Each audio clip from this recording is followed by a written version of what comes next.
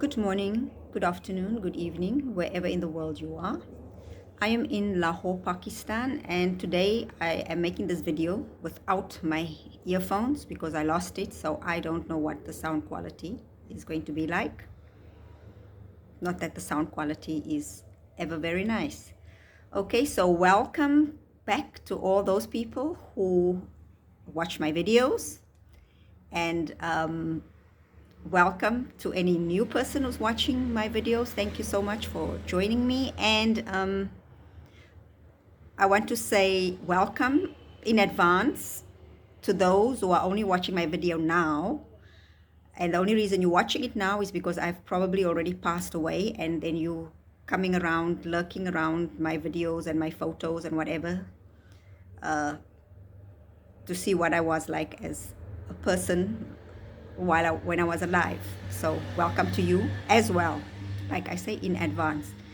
Okay, so again, today's video, I've not made a video in a long time because I was in Iran, and there was internet issues there because of the protest, etc. And I'm busy traveling, so I'm very busy with other things. The other thing is, just remember that I am just your average person. I'm an expert in absolutely nothing, no education, nothing. So, I mean, some education, but nothing important. All that I'm doing with my videos is I am just your average person trying to make sense of the world, especially sense of the world in terms of world affairs, world issues, etc. And I try to use critical reasoning when I come to my conclusions or come to my understanding about the world. I also do a lot of research because I love research, and I love debating. I love arguments. I'm not a very agreeable person. I'm very opinionated. So in real life, I don't have anyone. Well, I have a few people that I can really talk with, but in most cases, like with my friends, I don't talk these things because, we are just friends for the hola times, not for serious things. So I have to resort to strangers on the internet that I can interact with on this level. So anyway, so let me start first. I'm going to go one by one, just my opinion and observation about things that have been happening around the world. So the first thing I want to talk about is the Iran protests, because, okay, it's very noisy outside because, sorry, I don't have a studio. I'm just in my hotel room, well, my Airbnb room, recording this, okay? So I was in Iran when the protest broke out.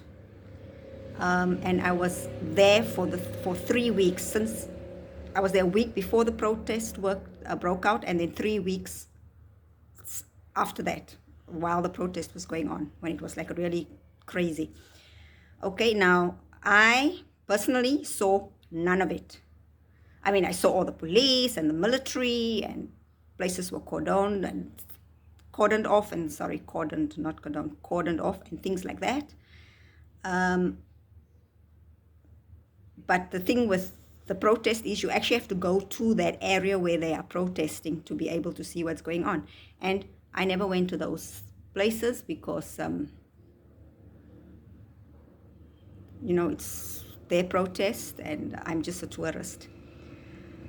But, and then again, I couldn't see much on the internet because Iran had blocked all internet sites, well, not all, most of it.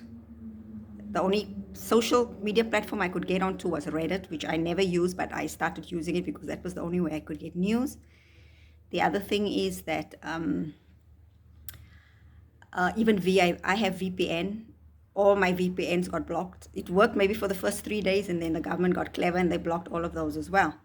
And I have a lot of Iranian friends, so even I couldn't WhatsApp them to ask how they are, if they are activists in the protest, if they're just watching or whatever, because I couldn't contact anybody. I couldn't even contact my family or my friends unless they had email.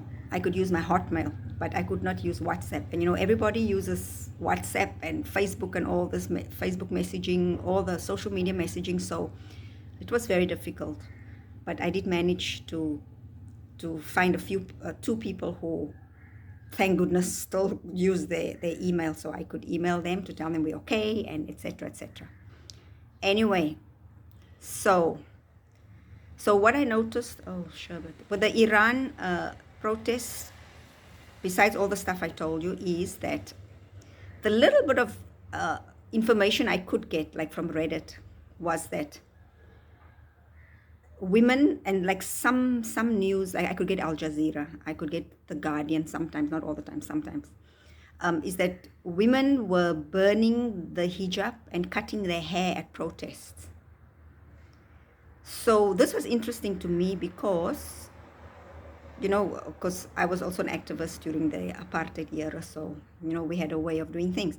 So to me, what was just strange was that, so I mean, I didn't see this, but I know and I hear that women in protest are going out there and they are removing their hijab, burning it, and some are even cutting their hair.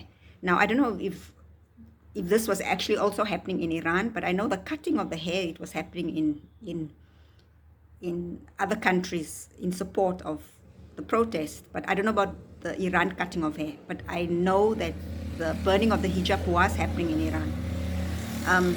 And then, but what I've learned and observed while I was there is that people were very upset, even women, that women were burning the hijab. Because, at the end of the day, the hijab is a symbol of Islam.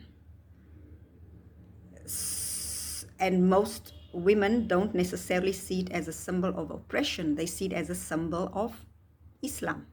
So they took offense to the burning of the hijab because it was like an insult and offensive to Islam. It's like they are not, now these protesters are not fighting the Iranian government or protesting the Iranian government. They are protesting Islam, which most women I spoke to did not agree to it. And then what happened is this kind of caused a division. First, everyone was, yeah.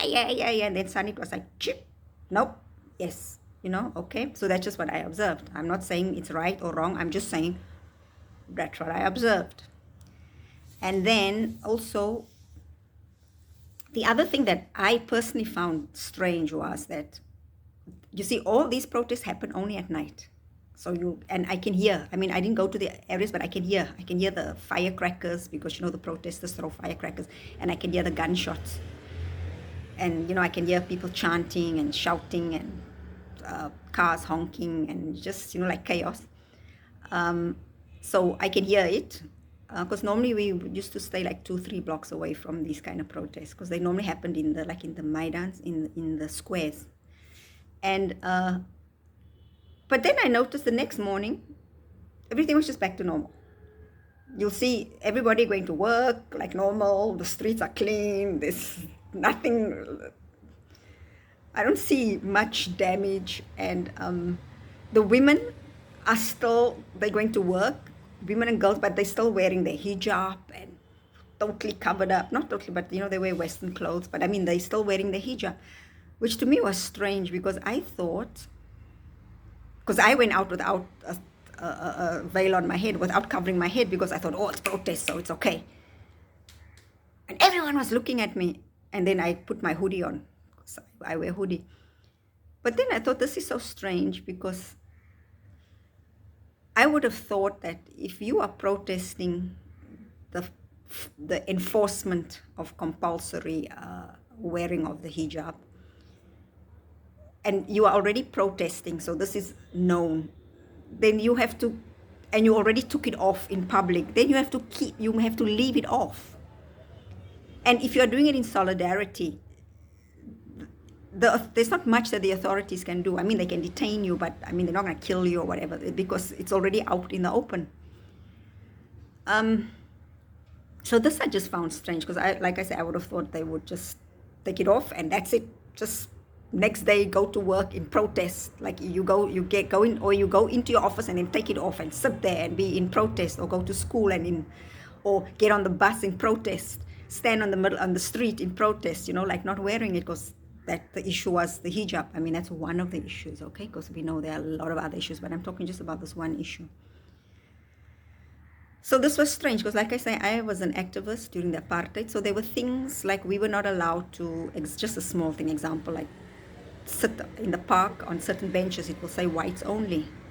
So during the protest, we would go and sit on those benches because we are already protesting. And they know that one of the things we don't want is the segregation. So I would park my non-white butt on that bench. And then I spoke to some friends of mine from Hong Kong about it. And they said they had the same thing with the Hong Kong protests and stuff, that it just didn't make sense. And then we came to the conclusion, I don't say we are right, we just came to this conclusion that maybe, like the Iranians, plus, and also the people in Hong Kong, are not ready for this kind of big fight. Whereas like us in South Africa, we did it, and like we didn't care. We were not afraid that something bad would happen to us, like we would get detained, get thrown in prison, maybe even killed, because it was already at that level where we were willing to sacrifice even our own lives. So maybe, this is just our opinion, okay? Maybe these protesters are not ready to fight the big fight. Especially the women, they are not ready to sacrifice themselves, because I know a lot of people saying, oh no, they cannot do that because then the police will come and they will hit them and they will kill them and they didn't say kill, they will hit them and they'll detain them. Then it's like, yeah, well, that's how you go about making change. You have to sacrifice, and even if it means your life, then but anyway, that's just my perspective and my opinion, and it could be totally off, but I'm just telling you what I saw and what I think, okay, and what I've lived. So the next thing is the women in the USA who are angry over the overturning of Roe versus Wade, because now in some states late-term abortions are banned, or abortions are just outrightly banned. Okay, so if you're not familiar with this, better go and read up on it, because I don't want to go into the whole story of this. But it's just that in some states there are restrictions on abortion, like you cannot abort after a certain time. In other states, I don't know if this is a fact, but at that time, this is just what people were saying, is that abortions are completely banned. So then, because I speak a lot because this is how I get my content, I have to speak to people on the internet so that I know what to talk about. So a lot of people were saying, a lot of women especially were saying, I said, what's your argument? The first argument is that they were saying is that in those states where it's banned, or when there's a restriction on abortion, let's say they say you can only abort 6 weeks is, I'm just making up figures now, okay? 6 weeks is tops. After 6 weeks, you cannot abort unless your life is in danger or the fetus is not viable. Your mental health or physical health is in danger, or like I say, the fetus is not viable. So they were saying, oh, then a lot of women are not going to be able to get abortion because they don't even know that they're pregnant, blah, blah, blah, blah, blah, blah, blah. Okay? So my thing is, this is just me using common sense and critical reasoning. And if I was in the situation, let's say I was living in the US, I'm a young woman who can still bear children, and I got pregnant, and I needed an abortion, but I'm in a state where there's restrictions, and so I cannot get it. So what do I do? So I would just say, I would just go to another state where it's legal and go and do it there, right?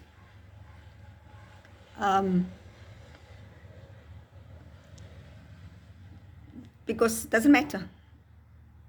you just get on the bus or on the plane or take your car and then go to the next state and then do it there. It's not the end of the world.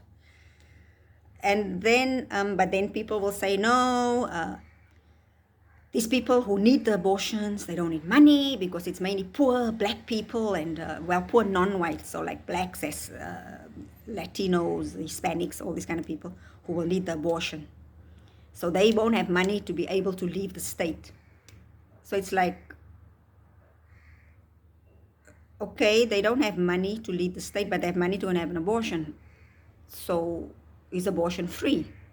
I forgot to ask that question, but I'm asking now, is abortion free in the States? That poor women cannot afford a bus ticket, but they can afford an abortion, okay? The other thing is, why only target poor non-white women for abortion? Because my second argument would be, in these states where there's restrictions or it's just outrightly illegal, then why not promote pregnancy prevention through education and also through cheap or free contraception? Because if you look at it, this is probably cheaper and healthier than the actual abortion or than taking the bus. Invest the money, because you're living in a state, like if I was living in a state, and I am who I am, I'm Celeste, I know how I do things, I would campaign for pregnancy prevention programs and for free or cheap contraception, since there's restrictions on abortion, like we did in Africa, or like we do in Africa. Because at the end of the day, prevention is better than cure. Of course, when I put out that argument, people come back,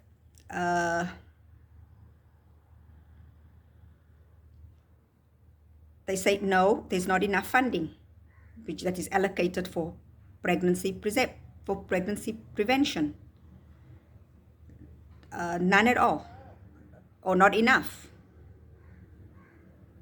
So then I would say the US is the richest country in the world. I think, I don't know if it's one of the, or if it is the, but anyway, it's a very rich country. And how I know that they are rich is because the US spent a lot of money to start wars in other countries, or to support wars or rebels, or to overthrow governments. That involves a lot of money.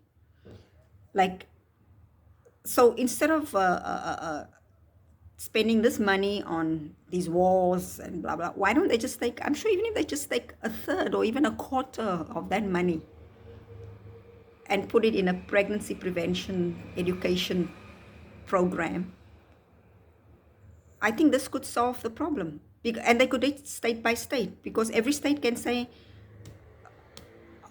if we're giving X amount, I don't know how this works, I'm just throwing out things here which could be stupid, you tell me if it's stupid, but I'm just thinking, let's say if I'm the mayor or whatever, or senator or whatever, I don't know how it works there of that state. If the state is saying, we need to give whatever 50 billion to Ukraine to support them in the war, I don't know how they work that out, but I think they take taxes from each state, and then from those taxes it goes into there. So I would say, no, our state can only give 1%, and the other 99% we need to use, for example, our own people in the state. I don't know, something like that. I don't know about these things, so you tell me how it would work, if it could work. But I'm just thinking I would do that.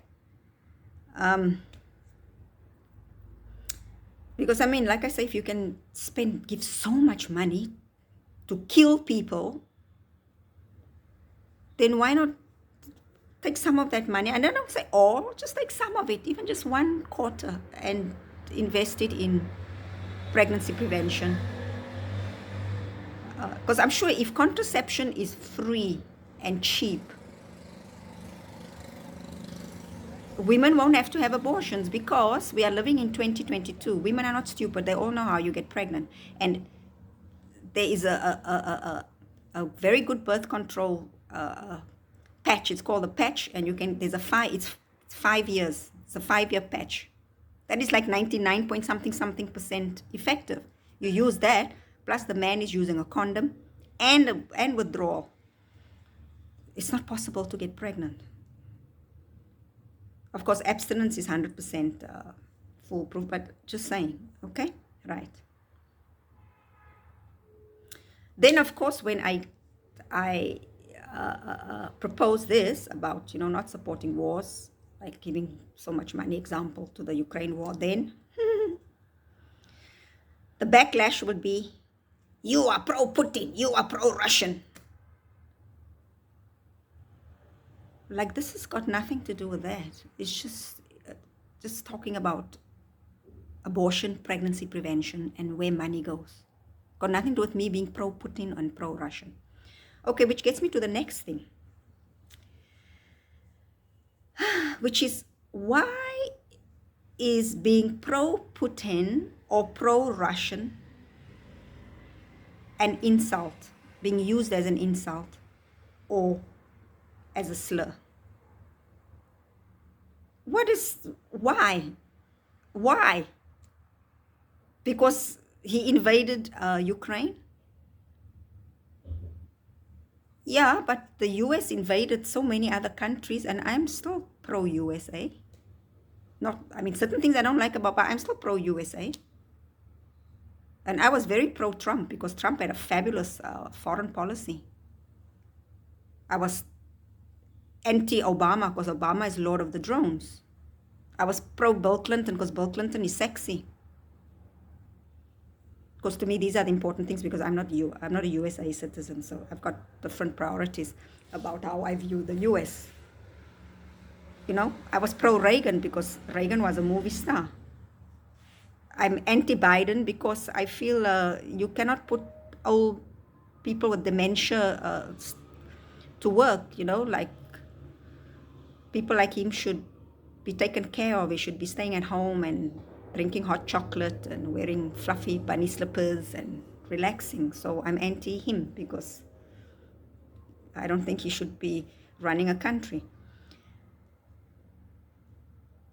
So what's wrong with, why is it not a slur?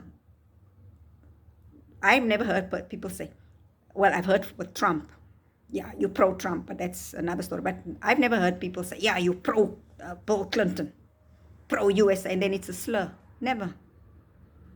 So what's this new thing? And what if you are Russian?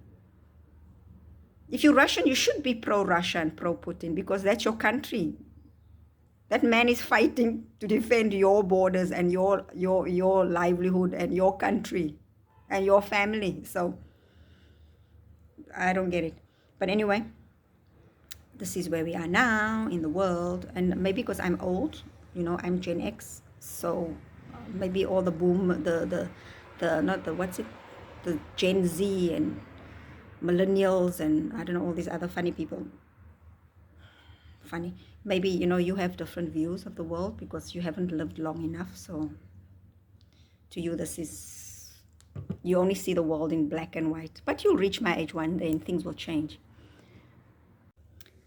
Okay, so the next thing I want to do is this thing that's going on, where I feel that this Ukraine war has made Nazis great again and has made white supremacy okay. It has made it so okay that people can outrightly deny that Nazism exists and that it exists in Ukraine. They can just it doesn't matter how much proof you give them, they will just deny it. They will just deny it. And I'll give you an example. On Reddit, I posted 2 pictures of 2 Ukrainian girls. One is doing the Nazi salute with Hitler, with a t-shirt with Hitler on the front. And the other one is in front of the big Nazi symbol, the hooked cross, with a bandana with some Nazi insignia, I think the Volksangel and stuff like that, with a machine gun. I pasted that on Reddit. And then Reddit shadow banned me because I was spreading hateful speech, hate speech, because, and Redditors were saying that I am a Nazi. They were like, yeah, look at her on her, because they don't know it's not me, but anyway, look at her on her page. Then I got shadow banned. Then I wrote to Reddit. I said, why am I shadow banned? They said I must, I have to write appeal and that. Then I said, I'm posting a picture of a Ukrainian girl, of 2 Ukrainian girls that are Nazis, to show people who are in denial about the existence of Nazis in Ukraine. So I'm posting this picture so that they can see it's real. So why are you banning me? I am not the Nazi. These pictures I took from their Instagram accounts. Of course, so they unbanned me. And then that appeal that I wrote to Reddit, I put it on my Reddit account to show people. I said, why were you all calling me the Nazi? But I'm not the Nazi. This is a Ukrainian girl. It's not me. And the moderator of one of the subreddits who also banned me from posting on their subreddit, then unbanned me. And then I said, how come you unbanned me now? She said, no, because we support Ukrainians, and if the Ukrainian girls feel that they want to show how powerful they are, then they should do that. Nothing about that they are Nazis. You see how it works? On my own, I have stopped using Facebook because even on my own Facebook page, my own friends have exposed that they are Nazis. And because I don't want to become bad friends with them over something like that, I'd rather just remove myself from Facebook and just smile in front of their faces. But in my head, I'm like, yeah, Nazi, white supremacist. Okay, right.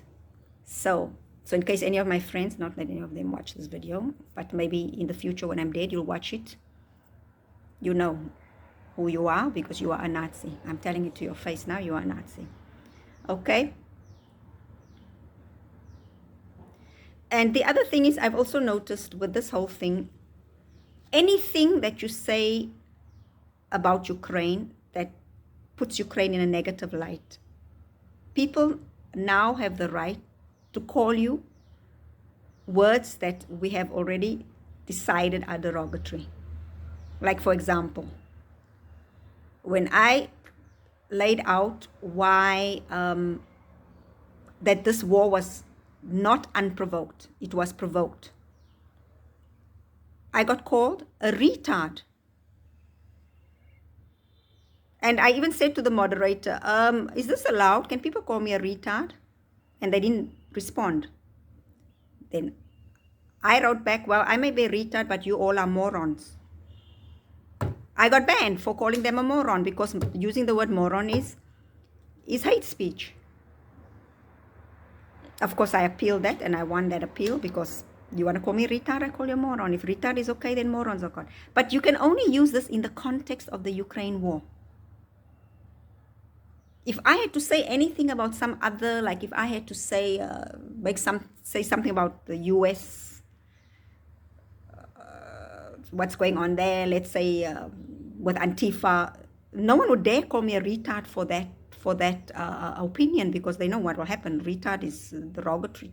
So, they wouldn't use that word. But in the context of Ukraine, as long as it is in defense of Ukraine, you can say whatever you want. You can say Nazis are great.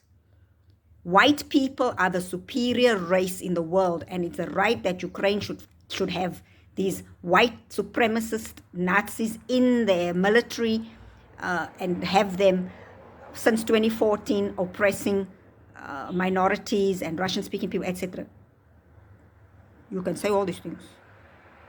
You can say as long as it is in defense of Ukraine.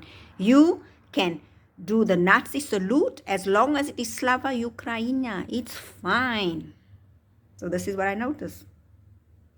Interesting times we're living in, people.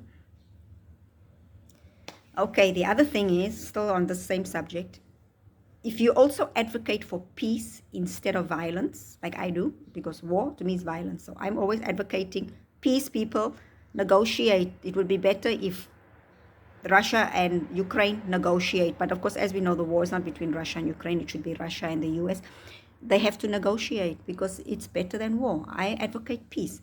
So even when you advocate peace, because negotiations will not go down well for Ukraine. This is obvious. That's why people are so, no, they shouldn't negotiate, because they know Ukraine will lose when it comes to negotiations. So even when you advocate for peace, for world peace, for you don't want World War III, you are suddenly pro-Putin and pro-Russian. Pro-Russia, which is, a slur to be pro-Putin and pro-Russia. When maybe, like in my case, I'm just pro-peace, pro-world peace, anti-World War III, anti-end of the world. That's all. But no, the minute any leader or anybody in the world talks about peace, they are suddenly pro-Russia and pro-Putin, which are slurs. Because this is how we think these days. And I don't think so much it's the older people. I think it's more the younger generation. But I guess it's their future. So if they want World War III, if they want the whole of Europe to be blown up, to be annihilated, then I guess they just won't be Europe, because it's fine if that's what they want. Because I don't think, because if there's going to be nukes flying, they're not going to fly into my country. My country is far away, different continent. It's going to be in Europe and in the US and Western Asia, which is Turkey and Russia. It will be there. It's not going to affect me. So those people who are so pro World War III, sayonara, and I hope you had a good life on Earth. Okay, so the last thing that, this one people actually asked me to talk about this, is the Johnny Depp and Amber Heard case. Now, I watched this. I was in Georgia that time when the case was on, and I had no life because I was watching this every single day. It was like a soap opera, but in real life. Because, like Tim Dillon said, it's nice for a change to see domestic violence happening in the rich suburbs and not like in the poor areas. Of course, that's a joke, but... So all I wanted to say about the Johnny Depp and Amber Heard case is that, domestic violence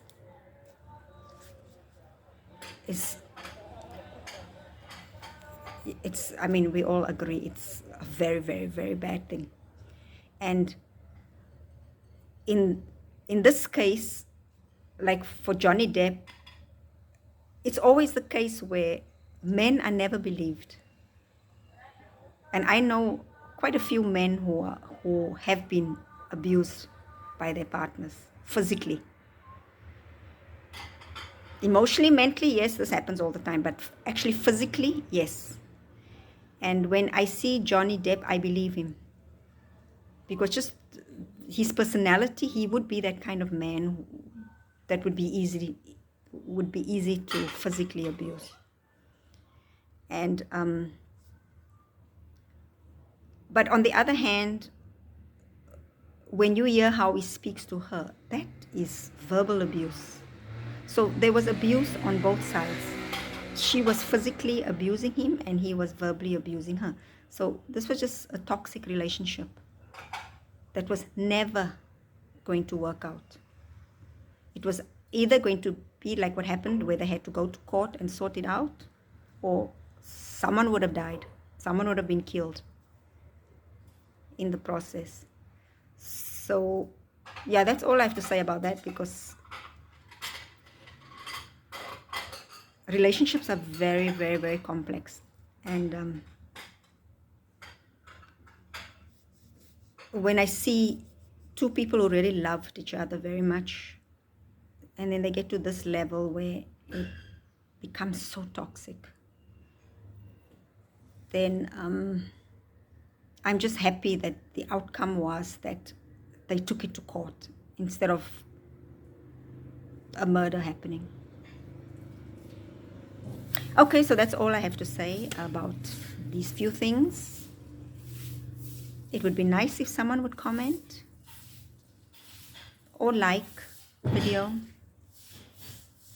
I don't have to ask you to dislike, because people just always dislike my video, so that's fine. But at least to like, if you like what I said, or if you just like that I made a video. But it would be also good if you can comment, so that I know what you think about certain aspects of what I've said. Maybe you agree with some, maybe you disagree. It's up to you. I don't mind, because like in my bio is that civil conversations.